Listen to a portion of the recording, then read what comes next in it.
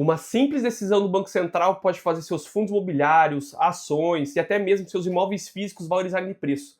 No vídeo de hoje vou mostrar para vocês como que a Selic é o combustível para a valorização dos imóveis, de todos os ativos no mercado no geral. Dando início à nossa linha de raciocínio, eu quero mostrar para você primeiramente sobre o Fed. Para quem não sabe, é o Banco Central Americano. Ele, lá nos Estados Unidos, diferentemente do Brasil, ele é responsável por duas coisas. Primeiro, para controlar a inflação, o aumento de preços generalizado dos produtos, e também por garantir os empregos americanos. Já que no Brasil, o nosso Banco Central, ele basicamente funciona para controlar a inflação, que é a subida de preços, tá bom? Mas focando lá no mercado americano inicialmente, a gente pode ver que teve uma piora no resultado dos empregos. O que quer dizer isso? Então que o mercado americano está desaquecendo. Por um lado é negativo, só que para nós, quem investe em ativos, a gente tem que ver de forma positiva, já vou explicar por quê. Basicamente, tá vendo ali que o Trump reage, culpa dos juros do Banco Central. O que isso quer dizer? A gente pode ver que o Banco Central americano vai ter que cortar a taxa de juros deles lá. A gente pode ver que aqui no Brasil, nossa taxa de juros está em 15 pontos. Lá também, no mercado americano, também está alta. O que isso mostra para nós? Quando a gente investe, eu já comentei em outros vídeos, tem que pensar em risco-retorno. Então, quando a gente pensa nisso, a gente pensa o quê? Maior rentabilidade com o menor risco possível. Quando o governo americano está com uma taxa de juros alta, então, se você emprestar dinheiro, comprar títulos do governo americano a boas taxas, você prefere comprar isso ou comprar um ativo com muito maior risco? Então, galera, tem que pensar no cara que tem dinheiro, tem bala na agulha lá. O cara que tem uma família, tem um patrimônio de 100, 200, 300 milhões de dólares. Você acha que esse cara prefere investir no Brasil, com toda essa bagunça que ele vê no mercado aqui nacional, ou prefere deixar o dinheiro lá, esperar grandes oportunidades que dão mais retorno, um retorno que vale a pena o capital de risco, né? Colocar o dinheiro em capital de risco ou deixar ele num título do governo americano, que basicamente o governo americano é o governo mais sólido, né, na visão dos investidores. Então a gente tem que ter essa análise aí. Então, com a redução da taxa de juros, isso beneficia porque o dinheiro ele circula pela economia. Porque quando a taxa de juros aumenta, esses títulos, os bons americanos, que são os títulos americanos que nem o nosso tesouro direto aqui, ele vira uma esponja de dinheiro, de capital do mundo. Então, os europeus que têm dinheiro, o pessoal lá da Austrália, o pessoal da Ásia, os próprios americanos vão comprando esses títulos e vão guardando.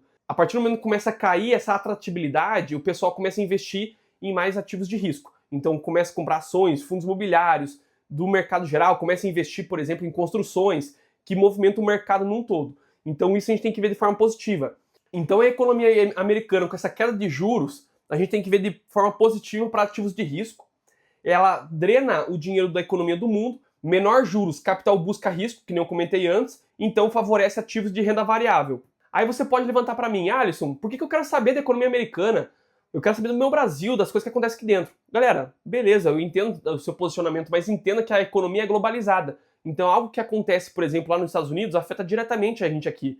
A gente pôde ver nítido isso na pandemia, por exemplo, que aconteceu lá, que começou lá na China. A gente pôde ver agora com o tarifaço do Trump, como movimentou, deu essa borbulha no mercado internacional dos preços dos ativos, né? Principalmente das commodities que foi interferindo. Então você vê que a gente não é uma ilha isolada do mundo, a gente tudo globalizado, em tudo integrado, no mercado integrado. Então a gente tem que entender isso porque a partir do momento que a gente começa a entender isso, a gente começa a se posicionar e ter o entendimento do que a gente vai fazer com nossos investimentos. Você entendeu? Esse que é o intuito aqui.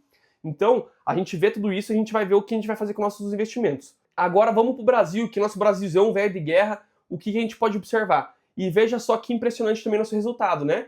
Olha que legal. Em agosto, teve uma redução do IPCA. O que é isso, um IPCA negativo? O que isso mostra para nós? Basicamente, teve uma redução de preços dos produtos. Então, eu pude observar que teve uma redução de preços dos produtos alimentícios e também de moradia. Então, teve uma redução nesses dois principais custos aqui. E vamos combinar, galera, que boa parte do custo das famílias brasileiras, o que é? Vamos pensar na população em geral. É alimentação e moradia. Então, esses dois principais custos aqui para as famílias teve redução de preço no geral. Não que você, por exemplo, vai sentir no teu dia a dia, porque cada um tem sua inflação, teu custo, né? Mas a gente tá falando no Brasil no geral, teve uma redução bem bacana. Então isso também ajuda a segurar a inflação. Isso é um ponto positivo, por quê? Porque a gente pode ver que o Banco Central brasileiro, ele não vai ter que fazer um novo aumento de taxa de juros, né? Subir, por exemplo, para 15,5 para segurar a inflação, para segurar o preço dos produtos aqui internamente, tá bom? Mas como o Brasil nunca foi um país para amadores e nunca vai ser, né, não é verdade? A gente pode observar aqui, ó, dívida pública bruta do Brasil sobe no mês de agosto. Então o que a gente vê? na minha visão, grande culpa da inflação estar alta no Brasil, acima da projeção de 3%, que é a meta do Banco Central, é por conta da dívida pública. Então, é mais dinheiro em circulação, aquece a economia, começa a subir os preços. É que nem você, por exemplo, tem um mercadinho lá, começa a aumentar muito a procura por batata, por exemplo. Você não vai aumentar um pouquinho o preço da batata? Então, o teu fornecedor, o produtor, já começa a aumentar um pouquinho o preço da batata, você vai ter que repassar pro consumidor, então a cadeia inteira vai tendo desse sentido aí, o aumento do preço. A partir do momento que tem menos dinheiro em circulação na economia, os preços das mercadorias, dos produtos começam a baixar. Então, mais ou menos isso que acontece. Então, se tem mais dívidas, tem mais dinheiro em circulação, maior os preços. Se tem menos dinheiro em circulação, menores os preços. É basicamente, de forma bem leiga, para vocês entenderem que funciona desse sentido. Então, a gente vê que, por um lado, a inflação está arrefecendo, porém, a dívida pública começa a estar aumentando. Então, quer dizer o quê? Que o Banco Central está fazendo o seu trabalho de forma correta, porém o governo Lula aí não está trabalhando, está gastando mais do que arrecada. Então, o que a gente pode observar? Que na economia brasileira, gastos do governo dificultam a redução de juros, dados da inflação ajudam na redução de juros, então isso é um ponto positivo para o Banco Central, melhora a situação financeira das empresas. Mas o que isso tem a ver, Alisson? Galera, entenda uma coisa. O preço dos ativos, principalmente das dívidas, são atrelados à taxa de juros do Brasil. A taxa de juros hoje é 15. Se ela for para 12, você concorda comigo que o custo do dinheiro para a empresa é menor. Por quê? Vamos colocar aí no dia a dia do povo para entender. Vamos supor que você vai comprar um carro de 50 mil reais hoje financiado. Esse carro hoje, se você for financiar, você vai pagar, por exemplo, parcela de 1.500, 2 mil reais por mês. Vamos colocar 2 mil reais por mês. Agora, se a taxa de juros baixar de 15, for para, por exemplo, 10, de repente, por conta do custo do dinheiro estar menor, você não vai pagar um juros tão grande para o banco. De vez em quando a parcela ficar 2 mil reais por mês, por exemplo, ela pode vir a ser 1.750. Então você concorda comigo que se encaixa melhor no teu orçamento, você consegue consumir mais que aqueles 2 mil reais. Então isso facilita para todo mundo, entendeu? Então pensa numa empresa que tem dívida. Aquela empresa está com uma dívida, por exemplo, a 15, 20% ao ano. Baixando a taxa de juros, a empresa paga menos juros. Consequentemente, lá no final da linha, que é o lucro da empresa, sobra mais dinheiro para a empresa investir, contratar mais gente, abrir uma nova filial, por exemplo. Então a gente tem que pensar nesse sentido aqui. Então esse melhora a situação. E também incentiva as empresas a vender mais a prazo. Então fomenta o varejo. Redução dos juros e estimula o consumo, que eu não comentei então da parte do varejo. Então, por exemplo, que nem as Casas Bahia, vai vender uma geladeira. De vez ela vender uma geladeira à vista, sei lá, tá R$1.000. A prazo tá 1.500. Então você vai pagar lá a parcelinha mais salgada, mas de repente, de vez em você comprar à vista tá 1.000, ao invés de você comprar a prazo por 1.500, vai estar, por exemplo, a 1.400, porque o custo de crédito também para via varejo, que é as Casas Bahia ali, vai estar menor. Então, para ela, vale a pena também te vender a prazo ali, com um desconto que ela também tem esse fôlego aí, então incentiva a economia no geral a circular o dinheiro na economia, tá bom? Agora, um momento muito importante no vídeo que eu quero mostrar para vocês, que a gente pode ver um boom bem bacana aqui. Não é uma recomendação de investimento esse vídeo. Boa parte dos investidores, basicamente, a gente tem quase, acho que 3 milhões de investidores no Brasil. Boa parte começou pós-pandemia.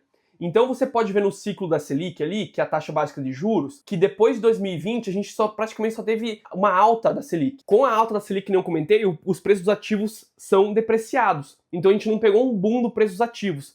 E veja só o que aconteceu, eu trouxe alguns ativos para a gente analisar junto e verificar o que aconteceu com o preço deles. O primeiro são as lojas Renner. Olha só em 2020 quanto que estava pré-pandemia o preço dos ativos da loja Renner. Olha só, por exemplo, hoje, no histórico que foi mostrando, olha a correlação com a Selic. Você vê, a Selic aumentou, o preço do ativo caiu. E quando a Selic estava abaixo, o preço do ativo estava lá em cima. Então veja só como que é correlacionado, por conta do custo do dinheiro, por conta que isso afeta muito o fluxo de caixa, o dinheiro que a empresa tem para circular no dia a dia lá. E olha só nos fundos imobiliários também, por exemplo, eu trouxe aqui para a gente ver que é um fundo, acho que é o mais conhecido no mercado aí, o MXRF11. Para quem não sabe, esse fundo, basicamente, boa parte do patrimônio dele, ele investe em CRIs, que são certificados de recebíveis imobiliários. Para quem não sabe, esse CRI, essa sigla aqui, ele é um ativo, é uma dívida. Então, basicamente, alguém pega dinheiro emprestado do fundo para construir algum barracão, para investir em algum centro imobiliário. Então, o pessoal pega dinheiro do fundo emprestado, paga uma taxa de juros, essa taxa de juros vira para o cotista renda mensal. Então, basicamente, você está pegando uma dívida que você compete. Você concorda comigo que você está competindo com o mercado da renda fixa. Então, o fundo aqui, ele tem que disputar diretamente com essa renda fixa. Então, se a renda fixa paga bastante, você concorda comigo que o fundo tem que pagar bastante também. E se você não conseguiu visualizar ainda, veja só um exemplo que eu trouxe para vocês aqui verem. Veja os cenários que eu montei para vocês entenderem aqui como ele compete com a renda fixa. O primeiro cenário aqui, então, por exemplo,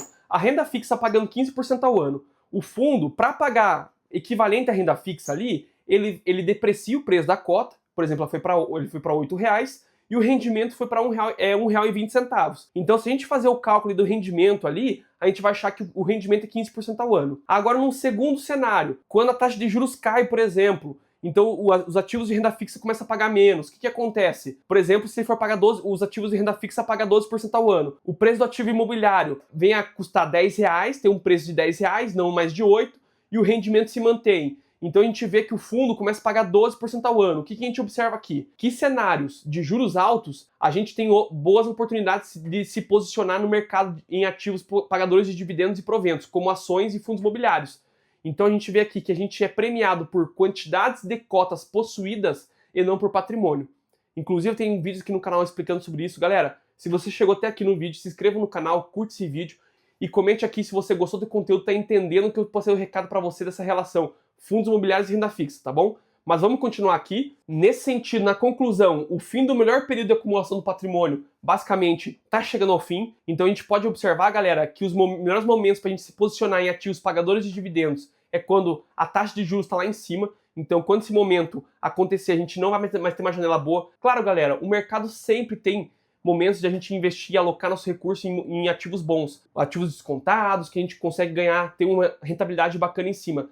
Porém, em momentos de juros altos, vários ativos, boa parte dos ativos estão descontados. Então, o nosso esforço de achar ativos descontados é menor. Você entendeu? Esse que foi a sacada desse tópico aqui. Menor dividendo yield dos ativos. Então, os ativos começam a pagar menos dividendos sobre o seu valor patrimonial, que nem eu expliquei naquele exemplo lá. Aquele ativo custando 8, pagando 1,20, sua rentabilidade é 15. O mesmo ativo, com o mercado mudando, ele vai para o preço de 10 e vai pagar o mesmo 1,20. Então você concorda comigo que nesse momento que você consegue pagar 8, você atinge antes, você ativa antes, por exemplo, os juros compostos da sua carteira, a bola de neve positiva. Inclusive, vou deixar de recomendação para vocês aqui o vídeo mostrando aqui, ó, sobre o número mágico dos fundos imobiliários, que fala muito sobre isso aqui, que é muito importante vocês assistirem, tá? Mas antes disso, termine esse vídeo aqui. Empresas endividadas são valorizadas em ciclos de redução de juros. Então, empresas que são muito alavancadas, elas conseguem ter um custo menor da dívida. Então, aquela dívida, por exemplo, pegou 1 milhão, e esse 1 milhão, ela tem que pagar, por exemplo, 1,5 milhão, de repente esse 1 milhão, ela vai ter que pagar 1.300.000 mil só de juros, então ela paga menos juros, você entendeu? Então as empresas, essa diferença, por exemplo, que eu dei de 200 mil aqui nesse cálculozinho de cabeça aqui, basicamente vira lucro para a empresa, então deixa a empresa mais confortável financeiramente falando, então fica mais tranquilo e o fluxo de caixa, boa parte das empresas são calculadas, o valor da empresa é calculado pelo seu fluxo de caixa futuro, quanto ela vai gerar de receita líquida, lucro líquido, aliás, melhor dizendo, daqui para frente. Tendo uma visão melhor, horizonte melhor de fluxo de caixa positivo lá, melhor vai ser o valor da empresa hoje. Então isso é muito benéfico. Inicia-se o período de maior golpes e startups furadas. Aqui começa o pessoal a comprar criptomoeda que não tem histórico nenhum, não tem valor nenhum, é só um projeto bobagem. O pessoal começa mais ainda a querer aplicar golpe, querer rentabilidade de 5, 6, 10% ao mês. Galera, isso aí é tipo assim, não existe. Você acha que a pessoa vai te pagar 10% ao mês ou vai pegar lá no Banco Itaú um empréstimo por 3% ao mês? Então, tem que pensar um pouquinho nisso. Tome cuidado com golpes. Então agora começa esse momento que o pessoal começa a querer fazer coisas mirabolantes e querer aplicar o golpe em vocês. Então, na minha visão, ainda há oportunidades. A gente tem que ficar de olho aberto. Você não está enxergando oportunidades? Vou deixar de recomendação para você esse vídeo aqui, mostrando que investi R$35 mil em Tesouro Direto. Até o próximo vídeo. Fui!